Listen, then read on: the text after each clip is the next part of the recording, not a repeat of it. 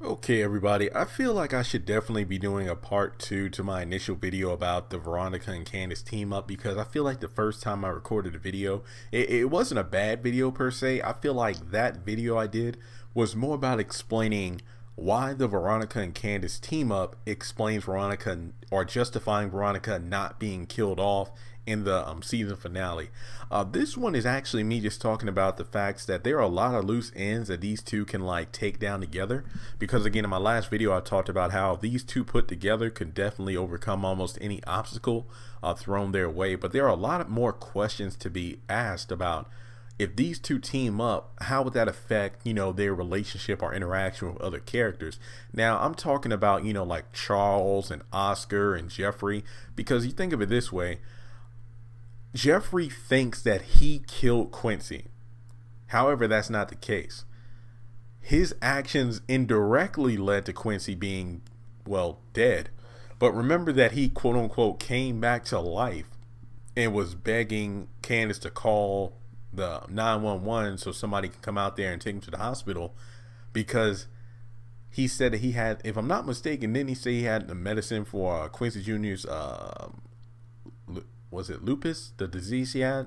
He's like, he got the medicine. He's like, look, there's something you don't know about Quincy Jr. I got the medicine. He'll die if he doesn't get it. But Candace thought he was lying and just literally stared at him until he finally died from bleeding out.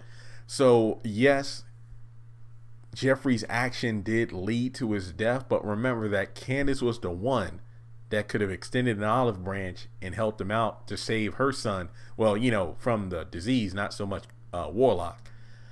Also keep in mind that, Veronica wants Quincy exactly where she wants him so that he'll be in line. And that goes back to my other theory about, what she would do if the grandchild is dead. And I feel like, she'll pull the same trick she pulled on Candace, where he'll be locked up and then, she'll come in at the 11th hour and like, look, I can help you out, but you're going to do what I say.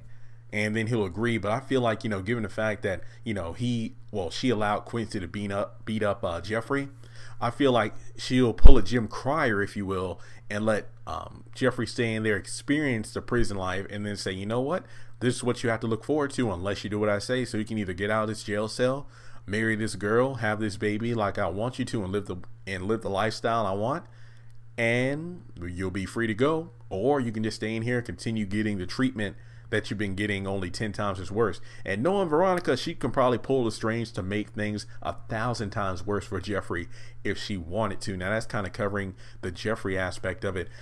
Who's to say what would happen to Justin? Because remember, correct me if I'm wrong, I might have to rewatch the scene. Did she know it was Justin behind her in that truck? Did she know? Because I think she saw, obviously somebody driving behind her, but I don't know if she could see in the rear view mirror that it was Justin there. Please correct me if I'm wrong on that. I'll just rewatch the scene myself, but I can't tell.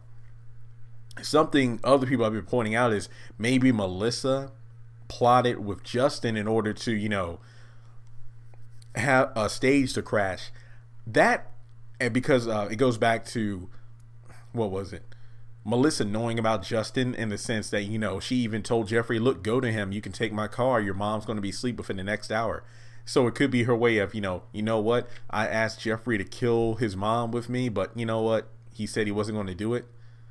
And I'm just going to, sabotage her by teaming up with his lover and then getting back at her that way, even if it costs me my own life because I'm suicidal anyway. I like that because I actually seen that comment on one of my other videos about the Veronica, what if the grandchild is dead. I don't want that to be part of the plot. Wait, why? That's a good idea. Yes, it is. But if that turns out to be planned out, I feel like that shows you how poorly the finale was written to begin with. Here's what I mean by that. You've heard me say in my season finale, as well as several other videos, that after Hannah said her goodbye to Quincy Jr. in the funeral home, that could have been the end of the finale and I would have been completely satisfied. That could have been it. I would have been satisfied with the finale. But then the rest of the episode felt kind of stale, like, it was dragged out, either dragged out in some scenes, rushed in others, and then it really just didn't make sense. To me. And then I didn't like the fact that we go from 1 second we're in the courtroom, next thing you know, okay, I'm driving Melissa home. So we don't see any of the interaction. I mean, to be fair, it wouldn't surprise me if it's just like the copy and paste stuff.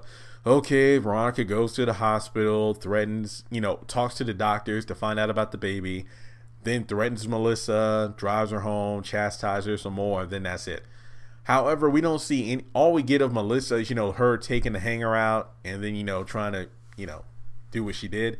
But if it's well explained in terms of, Justin is like, Jeffrey, I also think that Justin's going to be the one to tell Jeffrey about what happened to his mom. I feel like he's going to be the one to do it because remember, he was in the courtroom after, Veronica dropped the ball about his affair with, the fact that he's gay to his wife, who is the judge, and saw that Jeffrey got arrested. It would not surprise me if after the wreck, when Justin's just driving by and looking, he goes back to the jail probably within the next day or so to tell Jeffrey what happened. And he's like, wait, why would you do that? And he's like, well, Jeffrey, she threatened us. And, you're probably like, your girl Melissa called me and then told me about it. Or, he could have just followed Veronica from the time she left the courtroom. I mean, that probably works too, but whatever.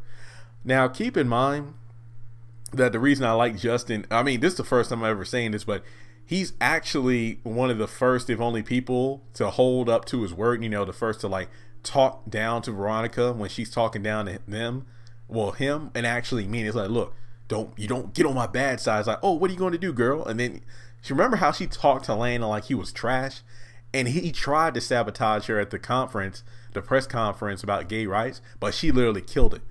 Justin, on the other hand, is like, look, I'm not going to use my words. I'm going to show you. And then trying to run her off the road. And then Melissa picked up where Justin left off and boom, car crash. Now, that's what it has to do with Justin in terms of there's no telling how Veronica will try to get back at him if she did indeed know that it was him trying to ram her from the back. Now, when it comes down to Oscar, I even briefly mentioned this at the end of my other video. That's why I felt like I should do a part 2 because there are a lot of loose ends I really didn't discuss. I mean, the fact that Candace really hates Oscar, not just for retrieving the money that she extorted from Jim Cryer. I believe there was still like, what, 4.4 million left, I think, after the tow company and the house and whatnot. Well, house is. I feel that when it comes down to it, wow, this is crazy.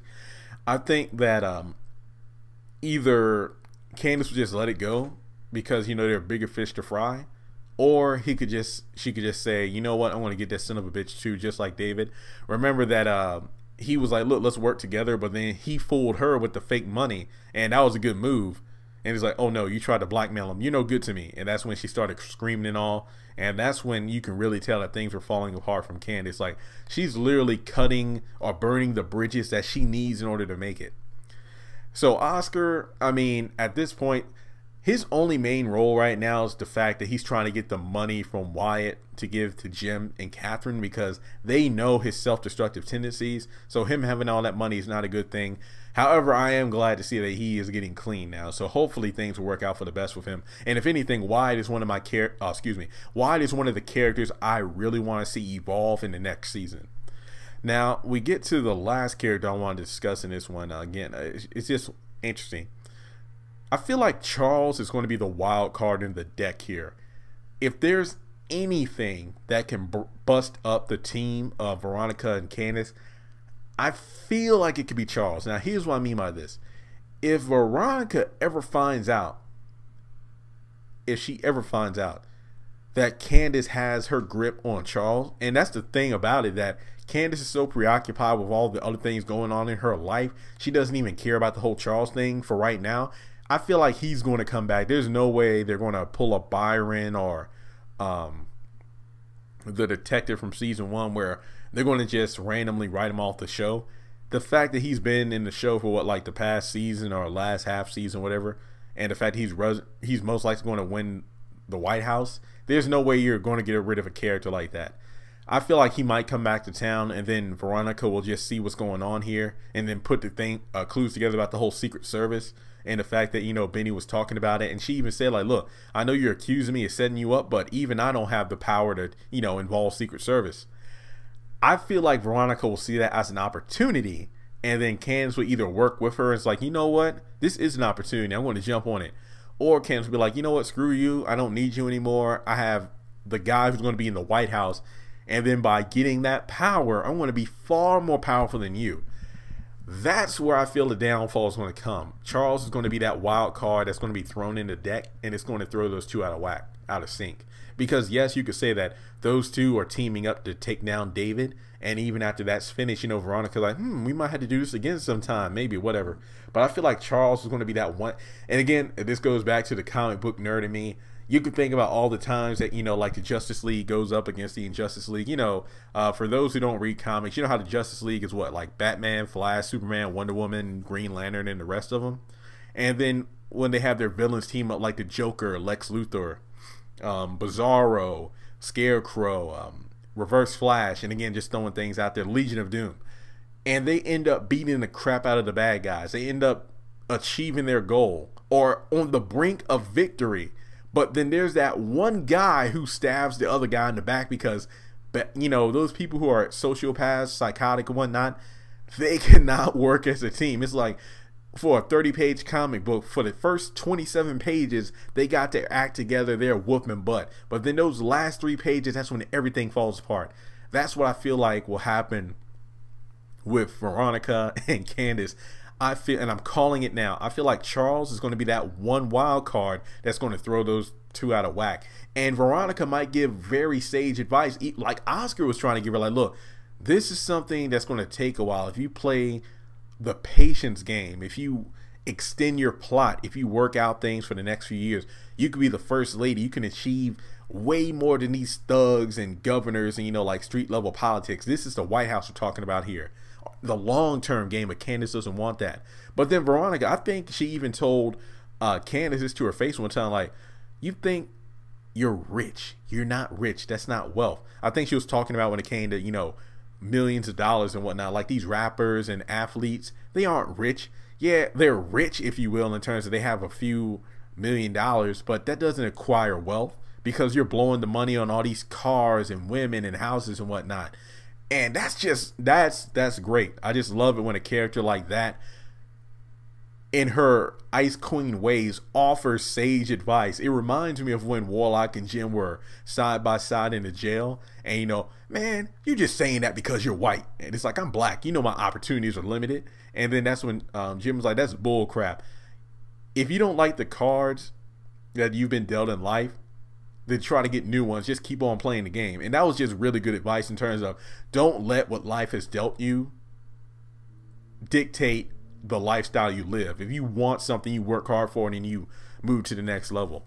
And those two worked together up until the point that Warlock decided to go rogue, and you saw how that turned out. I feel like the same thing's going to happen to Candace. Those two are going to be kicking ass for maybe the next season and a half. But then when Charles or something else comes up and Veronica is trying to tell her what to do, Candace is going to be like, look, I don't need you anymore. She jumps ship, tries to, you know, swim by herself and ends up drowning. So I feel that Charles is going to be that one wild card that's going to throw everything out of whack. That's just my opinion. So with that being said, I hope this video really does serve as an extension to the part 1 I did about Veronica and Candace teaming up. What do you think will happen between these two when they team up? You know, how will that affect other characters? Not to mention, shoot, the whole Jim and Catherine situation, my God, they will be dead if it came, and not just physically dead, but I mean like socially, economically. Veronica and Candace could tear them apart. So, God, I can't wait for the next. I can't wait for that trailer to come out. So I swear, I feel like the next extended have and have not trailer will drop within the next couple of weeks. I can't wait because that'll give me a lot more material to talk about. So let me know your thoughts below, and I'll talk to you in the next video.